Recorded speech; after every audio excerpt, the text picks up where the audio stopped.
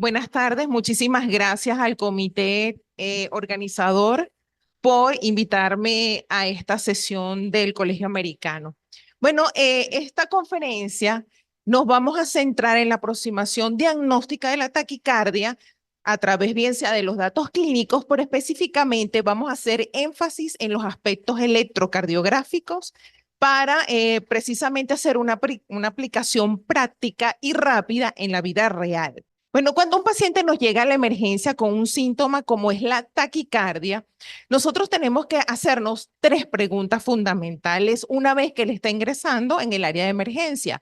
¿Por qué este paciente está consultando a la emergencia? Entonces allí será por palpitaciones, mareos, dolor torácico, síncope o a veces presentarse como una parada cardíaca. La segunda pregunta es, ¿qué nos dice el electrocardiograma? ¿Se logró objetivar la taquicardia en el momento que usted atiende al paciente? Si esto es sí, pues hay que hacer el manejo en la emergencia y si no hay taquicardia u otra arritmia en el electro, por supuesto, debería poder manejarse en un área anexa fuera del área de trauma shock. Y la tercera opción es, una vez que usted tiene monitorizado el paciente, específicamente la monitorización del ritmo cardíaco, presión arterial, saturación de oxígeno y el nivel de conciencia, entonces usted debe preguntarse, ¿este paciente está estable hemodinámicamente? ¿Sí o no? Entonces, en ese caso, hay que hacer lo que siempre hacemos como internistas y es que hacer una anamnesis correcta, pero dirigida a todas aquellas posibles causas que pueden estar produciendo esa taquicardia. O sea que es un interrogatorio que tiene que ser muy rápido y preciso en ese momento. Seguidamente, como todo buen internista, una exploración física, pero que en este caso haga énfasis en la parte cardiovascular y de manera inmediata cobra especial importancia el electrocardiograma de 12 derivaciones, pero no solamente en el momento que llegó con la taquicardia, una vez que usted actúe, debe también obtener un registro posterior al cese de la misma. Otras exploraciones complementarias que hay que hacer en ese momento de la emergencia, pues aparte de tomar los laboratorios correspondientes de rutina y en algunos casos, dependiendo de la causa que usted considere que está produciendo la taquicardia, bien sea una enfermedad arterial coronaria, o sea, un síndrome coronario agudo, o usted está pensando que la taquicardia es producto de un proceso infeccioso, pues usted va a dirigir los laboratorios que va a solicitar en ese momento. En las guías del 2019 y la actualización del 2023 dice que usted tiene que hacer adicionalmente siempre un perfil toxicológico y por supuesto también incluir el NT-proBNP, los marcadores de necrosis miocárdica, específicamente la troponina I ultrasensible y cualquier otro examen que usted considere que pudiese estar asociado con la causa probable que usted se está planteando una vez que ha hecho un adecuado interrogatorio y su examen físico. Importante, y la mayoría de los pacientes con taquicardia, el primer síntoma que presentan o refieren es que tienen palpitaciones. Es muy importante investigar cuáles son las características de esas palpitaciones, desde cuándo las tiene, cuándo inició la hora exacta, si es la primer episodio o lo ha tenido recientemente, qué lo desencadenó, por ejemplo, un estrés emocional, si tuvo después de un esfuerzo físico, un dolor torácico y luego apareció la taquicardia, o por ejemplo, el paciente que lo estamos viendo mucho, que tiene un estrés laboral, personal o profesional que hace que se encuentre en taquicardia. Lo otro importante es en relación a las palpitaciones, que es uno de los más frecuentes que el paciente dice, cómo inició las palpitaciones y si inició rápido o, por ejemplo, hubo un cese abrupto de las mismas. ¿Y qué otros síntomas aparte están asociados? Por ejemplo, si el paciente inició con las palpitaciones y luego experimenta dolor torácico, lipotimia, síncope u otros. En la evaluación inicial es controversial otros estudios que usted puede hacer. Recuerden que estamos en la emergencia y allí es donde nos tenemos que ubicar. Pero se dice que usted puede hacer un ecocardiograma transtorácico, en este caso un POCUS, un ECOFATS como otros le dicen, para ver si hay alguna causa específica cardíaca que está produciendo esa taquiarritmia. También en una segunda oportunidad puede hacer un holter, una medición. Lamentablemente no tengo un apuntador, pero con un equipo electrocardiográfico portátil. Esto es en caso que el paciente ya venga con estas historiales de palpitaciones o taquicardias que no han sido estratificados. También el uso de ciertas tecnologías como los relojes validados, donde el paciente puede desde la casa decirle a usted cuando llega, yo me medí la frecuencia en mi casa en el reloj y tenía tanto. Y hay algunos dispositivos que nos puede decir inclusive si está en presencia de una fibrilación auricular. En otros casos más avanzados, ya esto es luego, usted puede planificar estudios como una prueba de esfuerzo o inclusive un estudio electrofisiológico. Pero ya la Sociedad Americana del Corazón nos estandarizó en un algoritmo sencillo que debemos hacer nosotros cuando nos llega a la emergencia un paciente adulto con taquicardia. Por supuesto, una taquicardia con pulso.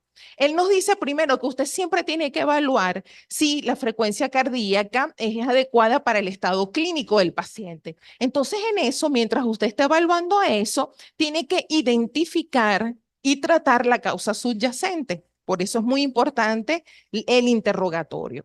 Entonces usted tiene que hacer lo que siempre hacemos, mantener una vía aérea permeable, dar apoyo ventilatorio si es necesario, utilizar oxígeno si está hipoxémico el paciente, es decir, que tenga una saturación en 95 o por debajo de esto. Y también se dice que usted inmediatamente tiene que hacer una monitorización de este paciente. Ahora, después de esto, ¿qué se pregunta? ¿Esta taquiarritmia o taquicardia que está persistentemente causa algún tipo de inestabilidad? Hágase estas preguntas sencillas. ¿Causa hipotensión, es decir, una presión arterial sistólica por debajo de 90 milímetros de mercurio o un descenso de más de 30 milímetros de mercurio de la presión inicial con la que llegó el paciente a nivel sistólico y que tenga síntomas? Ya usted sabe que es un indicio de inestabilidad, o que si tiene un estado mental alterado, signos de shock, o tiene dolor torácico que sea sugestivo de isquemia o se está presentando en ese momento como una insuficiencia cardíaca. Si usted a todas estas preguntas dice sí, que es lo que usted dice el algoritmo, hay que darle cardioversión eléctrica. Si es no, todas estas preguntas, entonces ahí se plantea cómo es el QRS de este paciente. ¿Es ancho o no? Entonces, si es un QRS ancho, entonces, ¿qué es lo que dice? Bueno, ya usted le había tomado una vía periférica, ya le había hecho un electro y entonces en ese momento usted va a considerar la administración de fármacos si procede, en este caso la adenosina, o una infusión de antiarrítmicos, o simplemente va a ser algo que todos deberíamos hacer en emergencia cuando nos llega un paciente con taquicardia, y es consultar con un experto. En este caso, un cardiólogo, un electrofisiólogo o otro compañero internista que esté experto en el electro. Y lo otro es que si este paciente, por ejemplo, no tiene un QRS ancho, entonces usted decide, bueno, aparte de todas las medidas anteriores, hacer maniobras vagales, y si no funciona, utilizar adenosina, y si no, beta bloqueantes. Y al final el algoritmo le vuelve a decir, consulte con el experto. Esto es a manera general lo que uno haría según la Sociedad Americana del Corazón. Pero puede ser que este paciente se presentó a la emergencia con un síncope y usted lo recibe y está en parada cardíaca, tiene una TB sin pulso, o cuando usted hizo el registro en el monitor, tiene una fibrilación ventricular. Entonces, ¿qué tiene que hacer usted? Aplique el algoritmo de RCP. Va a dar su descarga eléctrica, su desfibrilación, y por supuesto va a seguir todos estos pasos que estoy segura que ustedes todos conocen a la perfección, y los residentes siempre deben tener estos algoritmos en su teléfono para precisamente, o en las emergencias, para llevar todos estos protocolos de manera en algoritmo para que todo sea sencillo y organizado. Pero cuando hablamos de taquicardia, específicamente la mayoría de los consensos no las definen como un ritmo o una frecuencia cardíaca superior a 100 latidos por minuto. Pueden ser de tipo supraventriculares cuando se originan por encima de las de His, y ventriculares cuando se originan a nivel por debajo de este. Lo primero que vamos a comenzar, porque aquí todo va a ser práctico. Usted lo puede clasificar una taquicardia según el QRS. Si es menor a 0,12 segundos, usted va a decir, esto es una taquicardia de QRS estrecho. Y esa puede ser de dos tipos, regular o irregular. Lo segundo es que si el QRS es mayor o igual a 0,12 segundos o mayor o igual a 120 milisegundos, es una taquicardia de QRS ancho que puede ser regular o irregular.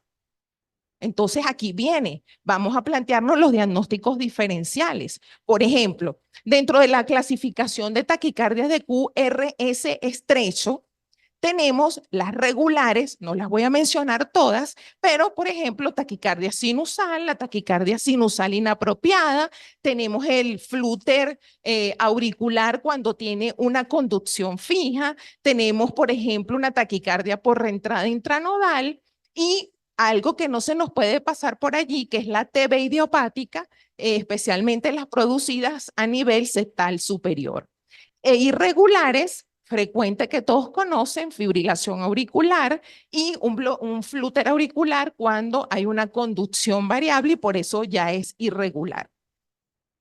Dentro de las taquicardias de complejo QRS ancho, tenemos dentro de las regulares la taquicardia ventricular, el flute ventricular, tenemos un ritmo ventricular por marcapasos, tenemos una taquicardia supraventricular con aberrancia y por eso es con QRS ancho. Y también podemos tener, por ejemplo, que nunca se nos debe olvidar, una taquicardia supraventricular con ensanchamiento del QRS por un desequilibrio hidroelectrolítico o secundario a ciertos fármacos antiarrítmicos. Pero ahora bien, esto es teoría. Me gustaría invitarlos en este momento a que pasemos al laboratorio de electrocardiograma. Esto debería ser un lugar ideal para poder discutir esos electros que siempre uno recibe y cuando está de guardia uno comienza, wow, ¿qué hay en este electro? Todos hemos pasado por allí.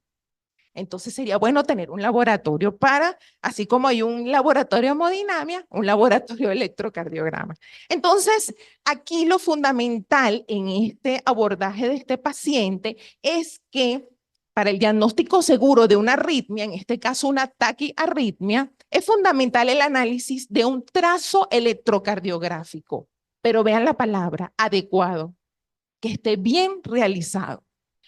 Y esto también, por supuesto, el electro es la herramienta fundamental, pero nunca podemos dejar a un lado lo que es la historia clínica y la exploración física. Este mensaje nos lo da el doctor Pedro Iturralde del Instituto Nacional de Cardiología, que tiene un libro excelente sobre electrofisiología. En este laboratorio vamos a comenzar a analizar las taquicardias con QRS estrecho. Pero aquí la dinámica va a ser la siguiente. Vemos el electro, los puntos cruciales y tenemos que grabar esa imagen, que es la que nos va a ayudar luego para profundizar. Lo más frecuente es lo que vamos a ver aquí. Taquicardia sinusal. ¿Qué es lo facilito cuando uno quiere hacer un diagnóstico rápido en emergencia? Es una taquicardia de QRS estrecho, regular y que su frecuencia está por encima de 100 latidos por minuto. ¿Qué es la característica? Que ella tiene un inicio, una finalización gradual, pero vamos a ver que, por ejemplo, y en las P en la taquicardia sinusal corresponden a las P de un ritmo sinusal, positivas en derivaciones inferiores, y allá en B1 puede ser isodifásica o negativa.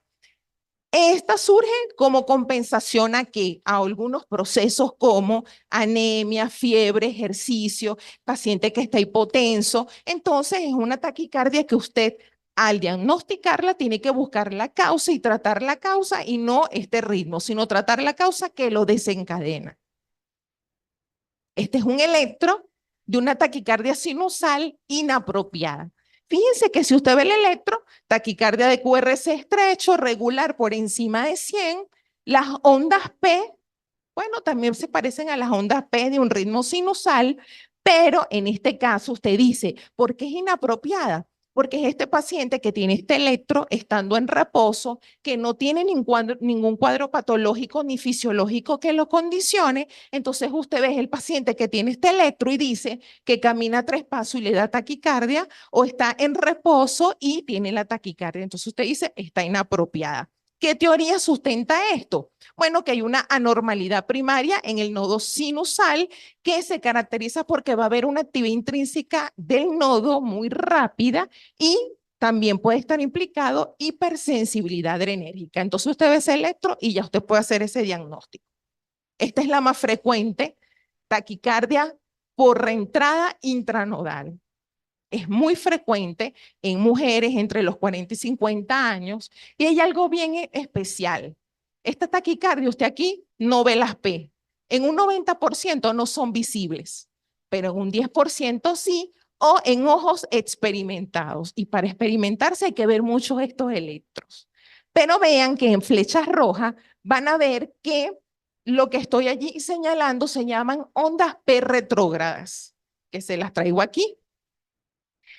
Esta taquicardia tiene una característica que las ondas P usted las va a ver, bien sea que se ven dentro del QRS, se ven antes del QRS, después del QRS están ocultas. Por eso se llaman ondas P retrógradas. Y lo otro importante es, en el electro de arriba es un ritmo sinusal, en la flecha verde vean cómo se ve la onda P en B1, pero vean que en el segundo cuadro, donde está la flecha roja, la onda P está dentro de lo que es la onda T. Entonces son ondas P retrógradas que pueden estar en cualquier lugar, pero el ritmo es regular. Y lo otro, si usted quiere ser como un poquito más acucioso, dice, bueno, mira, tiene una frecuencia, esta taquicardia entre 120 y 200 latidos por minuto, ¿cómo estará el RP?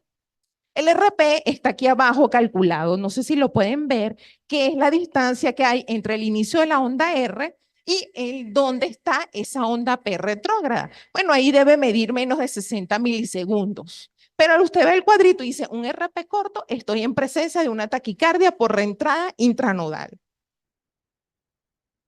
Ahora esta también le puede aparecer en un electrotaquicardia, una taquicardia auricular unifocal. Fácil. Usted ve una taquiarritmia, QRS estrecho, ritmo regular, pero las P no se parece a las ondas P sinusales que usted conoce. Y otro dato importante es que la frecuencia puede llegar de 100 a 180. Si usted busca el RP que le acabo de mostrar, vean cómo ese RP es más largo. Entonces, si usted ve un electro así, ¿qué es lo que va a pensar? Ah, estoy en una taquicardia auricular unifocal. Quiero ser un poquito más específico. Veo dónde está la onda P, aquella flecha roja la ven. Después de la P hay una línea isoeléctrica. Eso es característico de ese tipo de taquicardia. En la taquicardia auricular multifocal, bueno, ¿usted qué va a ver? Que la P no se parece a la P sinusal, pero tiene otras morfologías. En una derivación, la P tiene diferentes morfologías. Ya usted sabe, QRS estrecho, ondas P de diferentes morfologías, y siempre después de la P, aquí no le puse la flechita, viene una línea isoeléctrica. Entonces, ya usted sabe, taquicardia auricular multifocal. Después tenemos el flúter auricular. El flúter, si ustedes ven en este electro, una taquicardia de QRS estrecho regular. Pero no hay ondas P, sino estas ondas que se llaman onda F mayúsculas. Y estas ondas F, como la frecuencia auricular es muy alta, en este caso, si nosotros medimos la frecuencia de esa aurícula, está en 288 latidos por minuto, la auricular. Por eso es que hay que medir frecuencia auricular y ventricular. Y cuando medimos la frecuencia ventricular, nos damos que es de 72. Y uno dice, bueno, esto es un flúter auricular con un bloqueo 4-1. ¿Qué significa eso?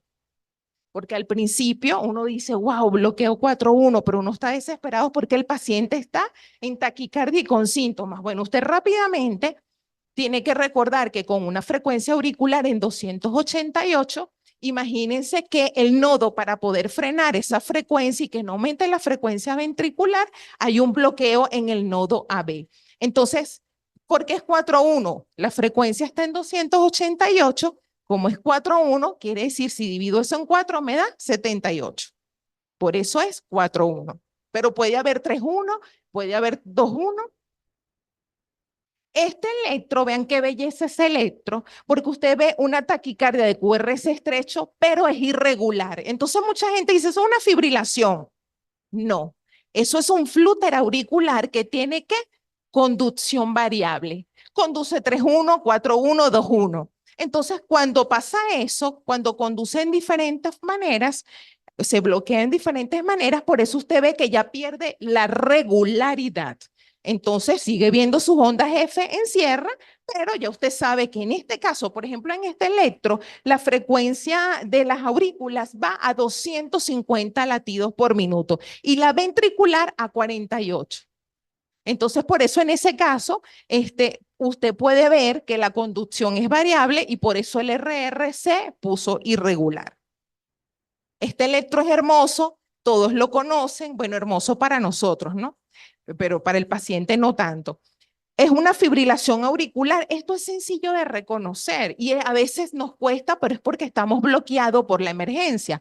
Tenemos, por ejemplo, que allí usted no ve ondas P. Usted lo que ve son ondas F minúsculas que sobre todo si usted ve en la derivación B1 es donde usted puede ver mejor esas ondas F. Lo otro es que la frecuencia de esas aurículas va por encima de 300 latidos por minuto y los intervalos RR son irregulares. Entonces, esto es bastante sencillo, esta arritmia. Hasta ahí las de QRS estrecho. Vamos ahora con las de QRS ancho. La taquicardia ventricular.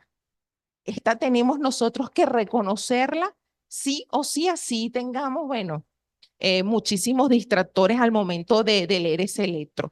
Pero aquí rápidamente les digo que es una taquicardia ventricular. Bueno, es un ritmo rápido donde hay 3 o más complejos de origen ventricular que, por supuesto, se van a formar a nivel ventricular.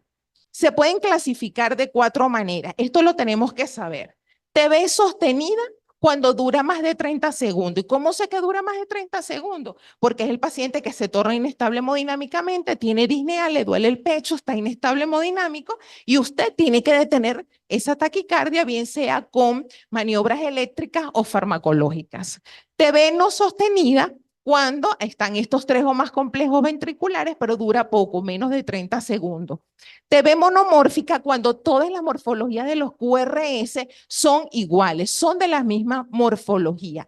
Y TV polimórfica cuando son diferentes los QRS a medida en toda esa derivación.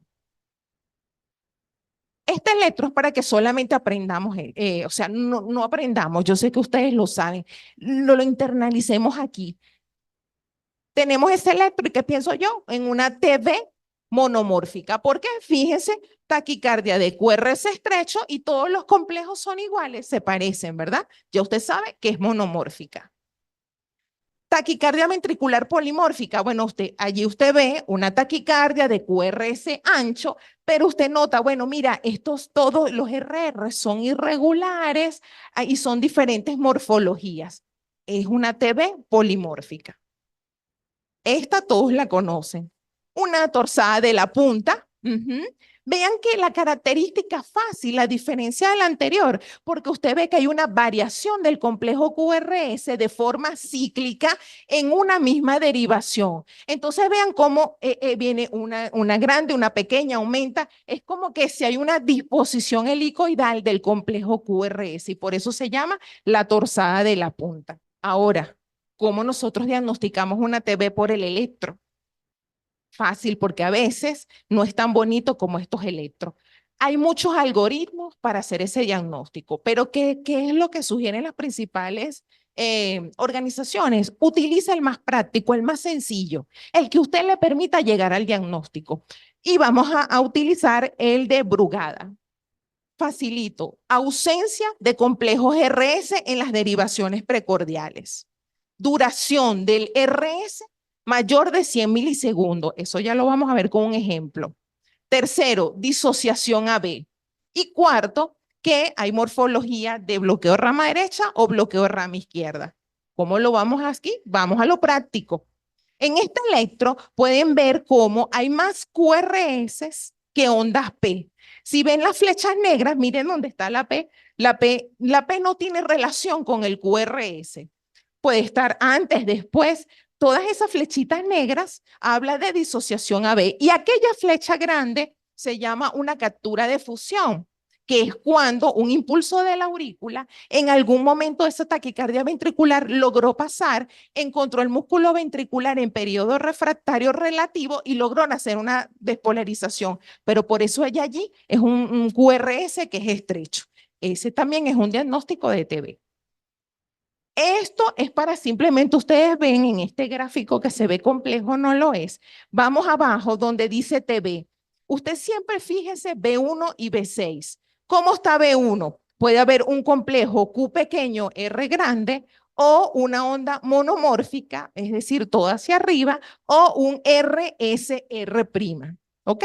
Eso es cuando hay morfología de bloqueo de rama derecha. Y del otro lado, cuando hay morfología de bloqueo de rama izquierda, vamos a tener que hay una onda R mayor a 30 milisegundos o va a haber también una melladura a nivel de B1 y de B2. Y en B6 usted va a tener cualquier onda Q. El patrón concordante negativo o positivo. Usted ve una taquicardia, si todos los QRS, como en el patrón A, de B1 a B6, vean, todos son negativos, es una taquicardia ventricular con concordante negativo. Y si está a la derecha aquí, todos están positivos los QRS, patrón concordante positivo. Este electro es para mostrarles algo.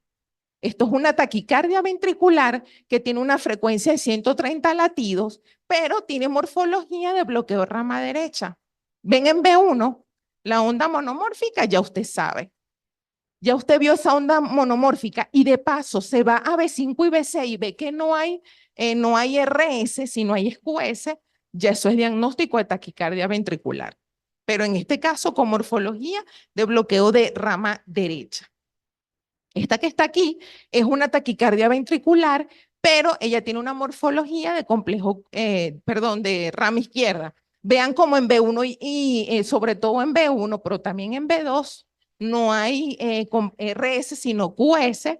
Y lo otro importante, que lamentablemente no tengo aquí cómo señalar, si nosotros medimos el espacio desde el inicio de la onda R al inicio de la S, ese espacio horizontal nos da por encima de 100 milisegundos, de 70 milisegundos. Allí es 70 milisegundos cuando está en presencia de bloqueo de rama izquierda. Y eso hace diagnóstico de la TB. Sencillo, ya estamos casi culminando de nuestra discusión de electro. Este algoritmo de Brugada a mí me parece que es tan sencillo porque uno lo que tiene es que ver esto. El electro de 12 derivaciones. ¿Hay ausencia de complejos RS en todas las derivaciones precordiales? Sí, es una TB. Intervalo RS, ese que medimos desde el inicio de la R hasta la S, ¿es mayor de 100 milisegundos? Sí, es una TB. ¿Hay disociación AB? Sí, es una TB. Si hay morfología del QRS durante la taquicardia, ojo, durante la taquicardia, porque si tenemos un electro normal del paciente y no tiene eso, esto es durante la taquicardia. Si tiene morfología de bloqueo de rama derecha o de rama izquierda, que ya lo discutimos, es una TB. Y todo lo demás, si usted dice que no, ¿qué es? Taquicardia supraventricular con conducción aberrante. Es sencillo, si uno se lleva esto en el bolsillo, mire, aquí uno saque su algoritmo, lo consulta y uno logra hacer un diagnóstico oportuno para el mejor tratamiento de tu paciente en la emergencia que tenga taquicardia. Y se ve muy elegante que nosotros podamos usar nuestros algoritmos en la emergencia. Se ve elegante porque quiere decir que usted es una persona metódica que sigue los algoritmos por el bien de su paciente. Ya estamos casi finalizando y le traigo este hermoso electro para nosotros, pero no para el paciente, que es el flúter ventricular. Sencillo diagnosticarlo. Vea la imagen y usted lo que dice, bueno, allí hay una frecuencia cardíaca mayor de 250 latidos por minuto y algo que me llama la atención, ahí yo no puedo distinguir quién es el QRS y quién es la T. Ya usted sabe, si usted no puede hacer eso, es un flúter ventricular.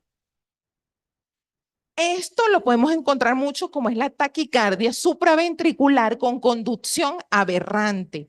Y es que cualquier taquicardia de QRS estrecho también puede convertirse en QRS ancho. Hay que tener muy claro eso. ¿Por qué ocurre? Uno siempre dice, ¿pero por qué? Bueno, si el paciente tiene un bloqueo de rama derecha o un bloqueo de rama izquierda basal, puede ocurrir esto.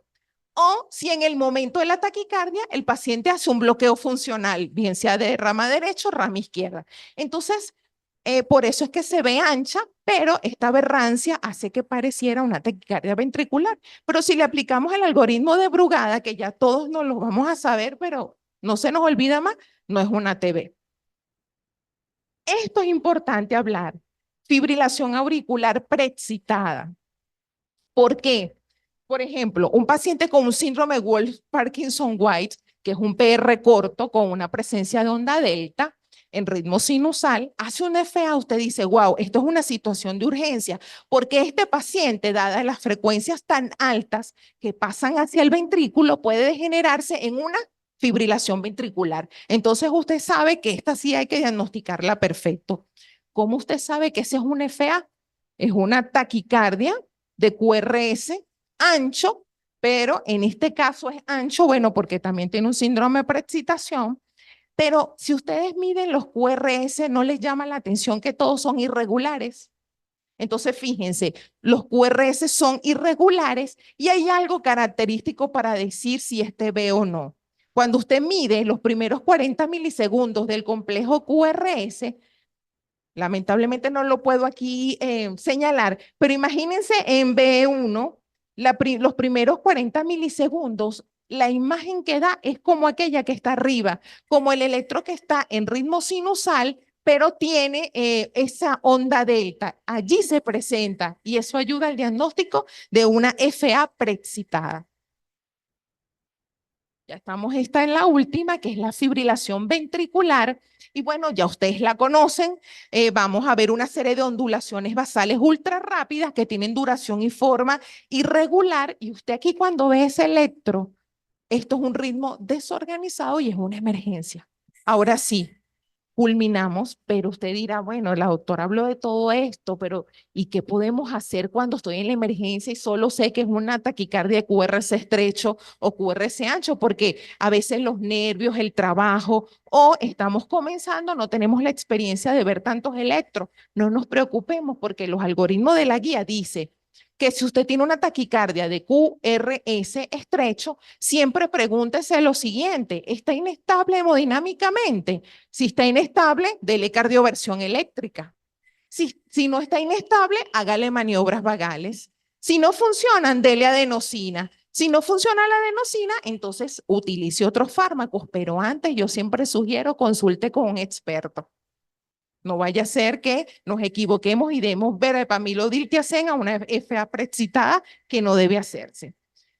Si nada de eso funciona, miren el algoritmo cómo lo lleva, cardioviértalo. Ahora, si es una taquicardia de complejo QRS ancho, pregúntese lo mismo. ¿Está inestable o no? Si está inestable, cardioviértalo. Si es, bueno, a menos que sea una fibrilación ventricular, ¿no? Usted no lo va a cardiovertir, sino lo va a desfibrilar. Pero entonces usted ya va a hacer maniobras vagales, puede usar adenosina, si no funciona utiliza procainamida o amiodarona y al final no funciona, puede entonces hacer la cardioversión. Y consulte a un experto, no le dé pena.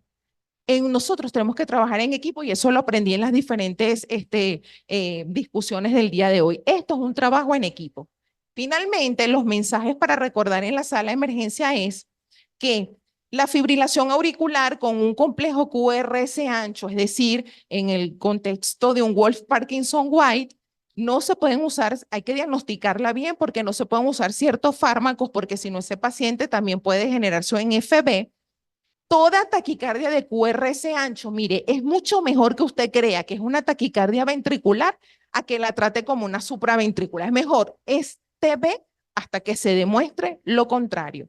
Y por último, no usemos eso de que, bueno, tiene una taquicardia de QRS ancho, pero mire, el paciente lo tolera bien, no está inestable hemodinámicamente. Seguro es una taquicardia supraventricular. No, quitémonos ese mito, porque hay pacientes con TB que no están inestables hemodinámicos. Entonces, no solo se guíe por ese parámetro. Bueno, muchísimas gracias por su atención.